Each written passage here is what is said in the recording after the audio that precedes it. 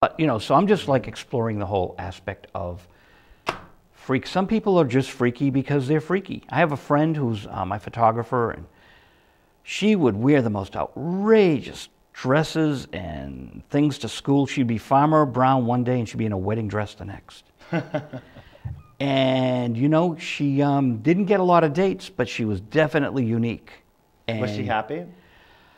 I think she's a generally happy person. She's still happy. She's on my Facebook. I'm not going to say her name, but because it's you get 1,786 choices on my Facebook. So you have a lot of Facebook friends. You're limited to like 4,900, I think it is, something ridiculous. Yeah, you're limited to 5,000, I believe. Oh, but I never see it get to 5,000. You see 490, you know, whatever. Yeah, it's like 4,996. And it's like, oh, this one knows me, so you hit friend. Nope, too many. Whatever. But Facebook is a whole other world. People from your past are there, and you can like say hi. It's interesting. It's a really interesting concept, Facebook. I'm wondering, what are they going to come up with next? I mean, I know we have that other one, that Google Oh, one, it's terrible. You know, 3 friends of mine have sent it to me, and I joined it, but like I don't even look at it. Yeah, I joined it too, and it's just sort of sitting there right now. But I'm like, what are they going to think of next? I can't keep up with it anymore. Well, Microsoft's going after, with Bing, they're going after Google, and Google's going after Facebook, and it's like, why just take something else and do it better? Why just let it? To compete is dumb. Yeah. You know, go reinvent MySpace. You know, I could fix MySpace in a heartbeat, but no one asks me. Gee, I'm just a user, you know? What do I know? I think MySpace has been really, they really concentrate on a lot of artists right now, a lot of musicians and stuff. I think they're trying to push that business on just the artists, which I think would be kind of cool to have. It's great, but the page is hard to navigate. They still haven't got it. Even with the new owners, they don't get it. That, what do you like about Facebook? Generally, except for yesterday and today, Facebook has been okay, but it's been going down a bit, you know? Yeah, it's going down a little bit. Yeah, so Twitter, everyone's twittering like, my Facebook doesn't work today. Yeah. So you've got these alternatives to talk about it, but MySpace, I've got like 2,000 friends on there, and I can't really utilize it. You can set up groups and stuff. I don't really quite know how to do it. I know, but it's slow. It's slow. It's a clog. It's kind of scattered a little bit in a lot of ways. You know what I mean? But it is a genius invention. I mean, I have to say, it has done. MySpace. Yeah. No, Facebook. Well, Facebook just really kind of took the comments on MySpace and made them better. Yeah, exactly. And then made it more concise. And then Twitter took that and just made it, you know, whatever, these 145 characters, whatever it is. Yeah. But for what people like you and I do, you do with your movie, me with my TV show, I find Facebook is more effective than MySpace. Oh, I keep them going because I have them. Yeah. I think Facebook is definitely the place to be right now for everyone, whether you're just on there or you're marketing something. I mean, I've marketed Freak on Facebook a lot, and I've gotten a lot of press just from that alone. Just by tweeting once a day, oh, Freak's screening at this festival, Freak won this award, Freak has this review, here's the trailer to Freak, you know. I do that like once a day, mostly. Just like, okay, I'm just gonna put it out there, it's really simple. And just from those alone, and the comments sometimes that come up, or people sharing it with other people, it just slowly grows. And it's kind of interesting because back 20 years ago, when you had to have a publicist and to get the word out on all the trades, you know, Variety and all those kinds of trades, nowadays you don't really need that much marketing. But you want variety. I mean, it's just kind of important to have it in, what is it that Billboard owns? Billboard doesn't own Variety now, but Hollywood Reporter. Yeah. I liked when all these things were independent. You know, we had Radio and Records, and Billboard bought it. And it changed, and then they just stopped it. Yeah. And it's like, it was fun when we had both. Yeah. You know? It's changed. Facebook has changed a lot. It's changed so much of our culture in general. And something's going to come along, and, you know, who knows? You might create something. I might create something, but, you know, creative people are going to stumble on something. Sometimes just by accident, it falls into your lap. You never know what you can just come up with. You know, we were talking about how we met. You know, like, I met that filmmaker who knows my friend Willie Loco because I was at the Jodie Foster interview. Yeah. Okay, Saturday night I was with a band called the Vanilla Fudge. Do you remember them? I know that name. They had a hit called "You Keep Me Hanging On." The Supremes did it. Oh, yeah. They did a psychedelicized version of it. So they were here, and I taped them at the Regent. And the road manager says, "Where else can we play?" I said, "Call up TCAN in Natick." They said, "We're coming back to Boston." So they got the gig at TCAN. It was sold out. What's TCAN? TCAN is in Natick. It's the Center for the Arts in Natick. And there's two of them, one in Natick, one in Framingham. Okay. There's these little art centers now popping up. Regent Theater in Arlington. I know that. Stoneham Theater in Stoneham. Yeah. Chevalier Theater in Medford.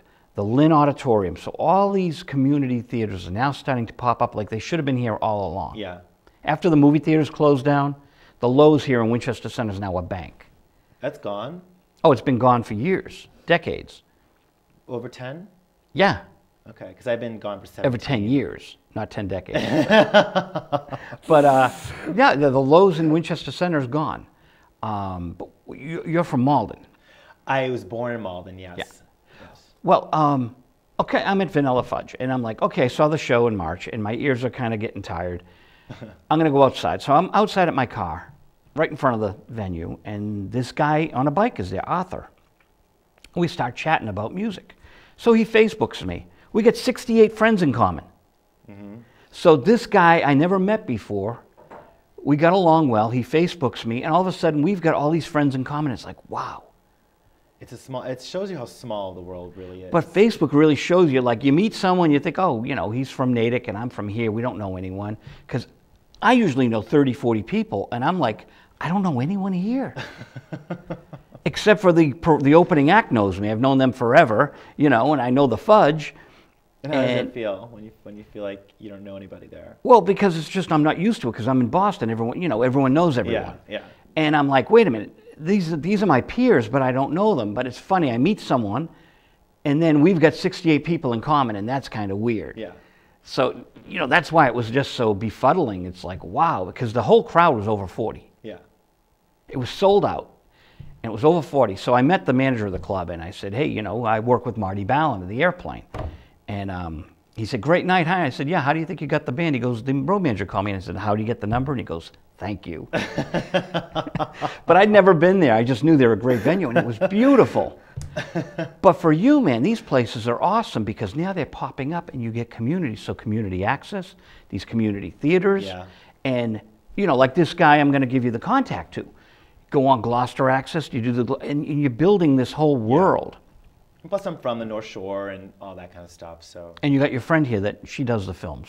Yeah, my friend Julie Radosha. She has a play that she just wrote that she's getting out there called Jimmy's House of Hugs, and it was originally a short film that I acted in back in, I think it was in 2002. I have a supporting part in, and now she turned it into a full-fledged play, and it's hilarious. I just read it, and as a casting director here named Kevin Fennessy, who ended up reading the part that I played in the film. And I guess he had a blast doing it and stuff. And I'm really looking forward to her getting it on the stage because she's worked really hard on the play and it's really, really funny and I'm really proud of her. So, in this day and age, when people do a play, do they take 3 cameras out, tape it, and then actually take the play and, like Peter Pan, the old days, Mary Martin?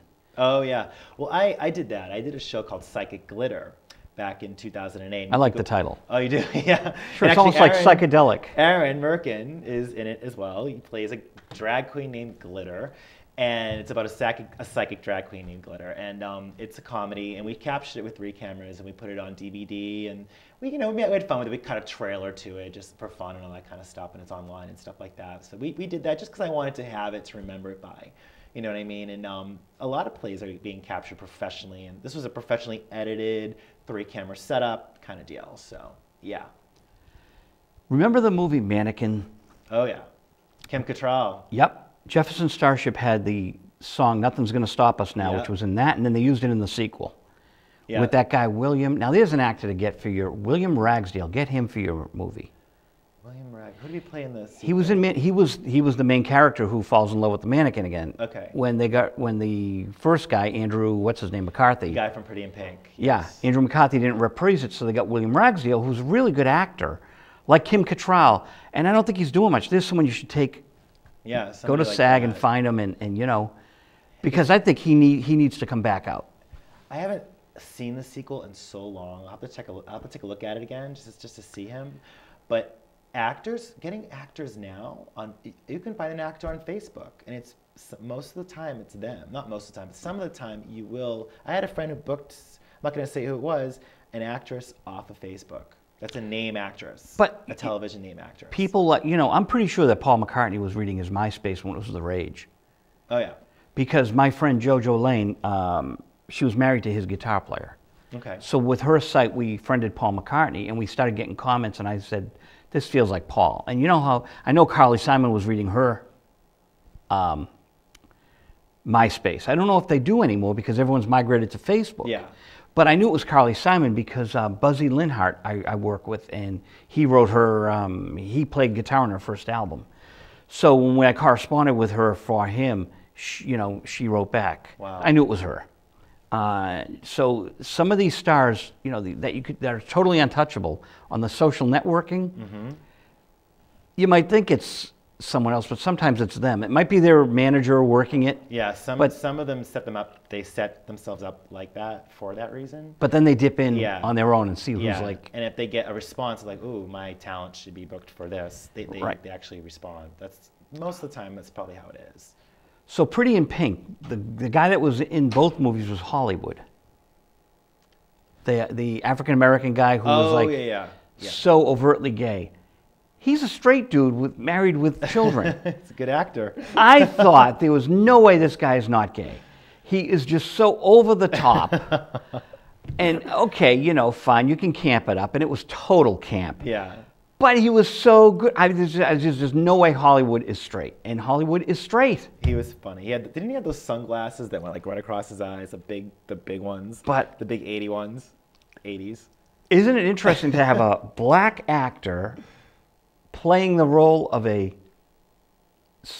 gay guy when you had like a white actor playing was it Al Jolson with shoe polish, right? Who did that? Was it Charlie Chaplin? The Al Jolson story. It might have been Charlie Chaplin who wore shoe polish. But it's just so weird not to have the genuine article and to have people playing but I guess we get all sorts of straight actors playing gay roles. Queer as Folk, you didn't know who was gay and who wasn't. Right? Like Michael's like allegedly straight. He's straight.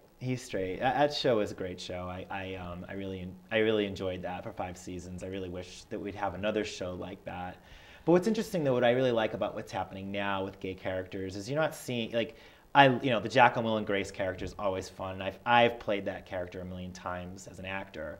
But what you're seeing more of, that character is always fun to see, and I totally appreciate it and love it. It's hilarious. But now we're seeing what gay men are like just, regularly. You know what I mean? Regular gay men on like Brothers and Sisters or in other shows where the character just, happens to be gay. And I think that's important too.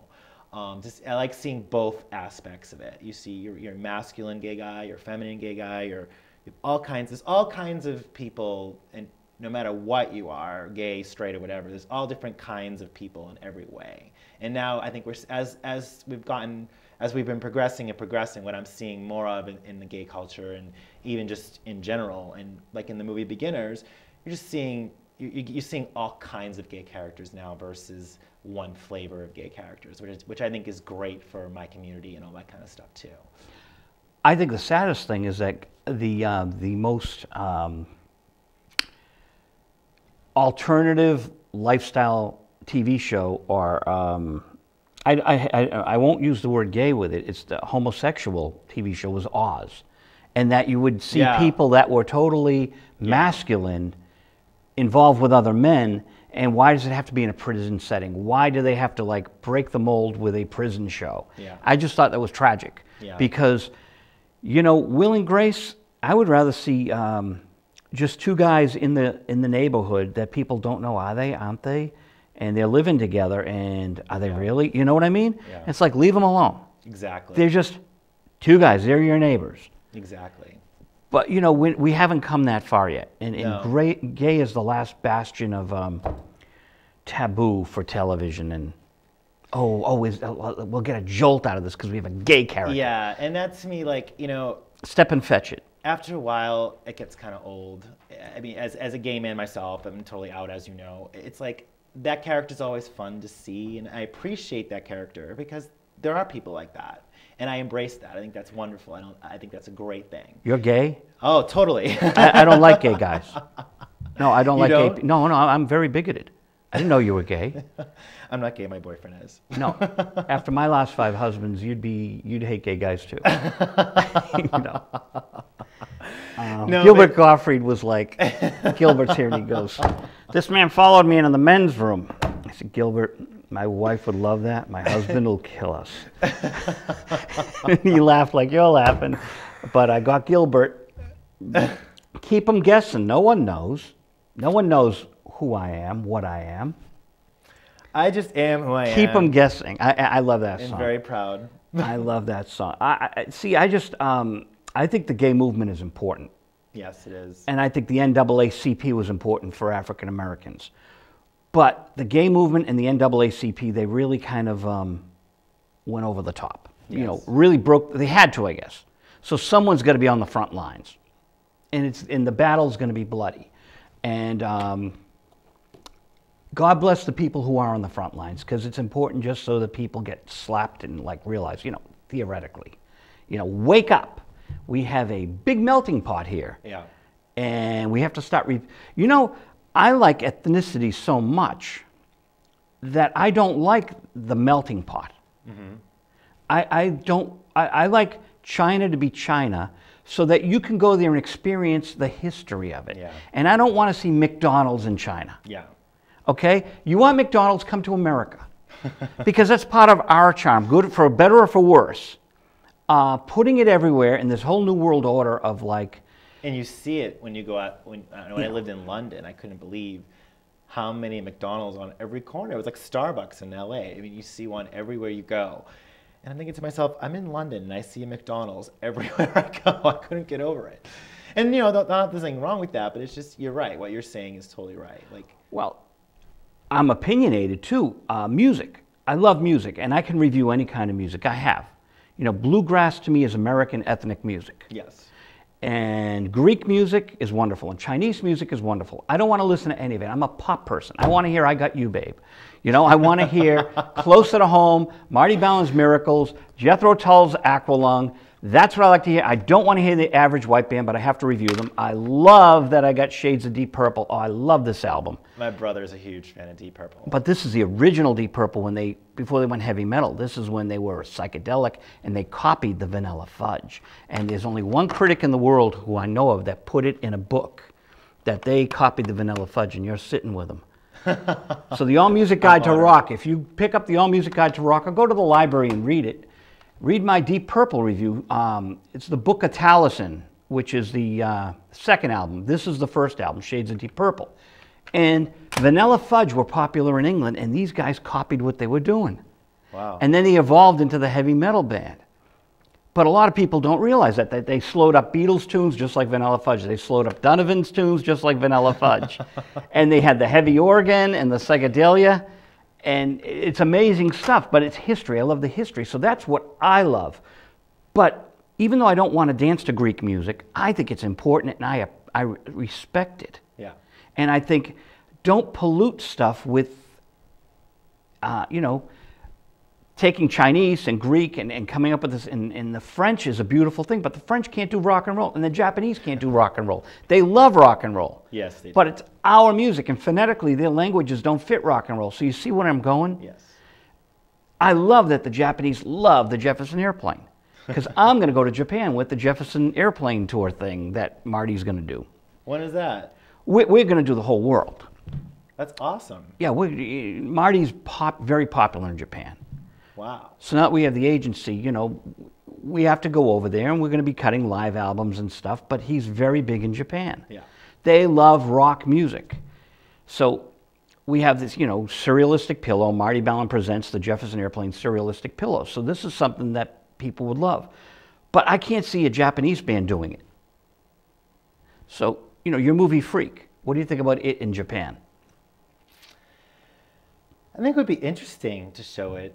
I think that they over have there. very open-minded. I think that they would love it. I think they would probably take to it because it's of what the undertone of the story is, self-acceptance and struggling to figure out where you belong in the world, which I think is universal. I think that can happen anywhere. I think any human being has gone through that one way or another, and that's what's been great about this film, is that it has screened in gay and lesbian film festivals, in underground film festivals, in international film festivals. We've been screening in all different types, and I'm amazed that that's happened. I thought, okay, I'm making a film. I thought I was just going to play in the gay and lesbian film festivals. And my friend, when I finished the film, looked at me and goes, "You have to submit this outside of that too." And I'm like, "Really?" He's like, "Yeah." He goes, "You have a story here that's universal." And I really didn't believe him. I didn't think that we'd actually play in other places. And it's pretty much equal across the border so far, which has been wonderful for me. I think that Japanese market might really be hip to it. I think Europe should pick up on it. Yeah, we're starting to submit it out there a little bit now. I've been focusing primarily here, but I've been submitting to London and Australia. I think South America would pick up on it. Yeah, that's actually one that we're considering going to as well. So we're just trying to, now that we have built what we built here, now I'm trying to build it outside and see what I can get. We were talking off camera about the glut of film. We're all filmmakers here at WinCam. Yes. It's great. Everyone here makes movies. It's not that it's part of the curriculum. We just are movie makers and we end up here. But the thing is, I think that outside of America, because we were talking about the glut, I think it's still more exotic. To hear that Marty Ballin had these records out in Japan. People that, really? I mean, Americans don't realize that he had other records in Japan that weren't available here on EMI. Really? Yeah, so he was on EMI, and they released a third thing over there that wasn't available here because he was so big in Japan solo.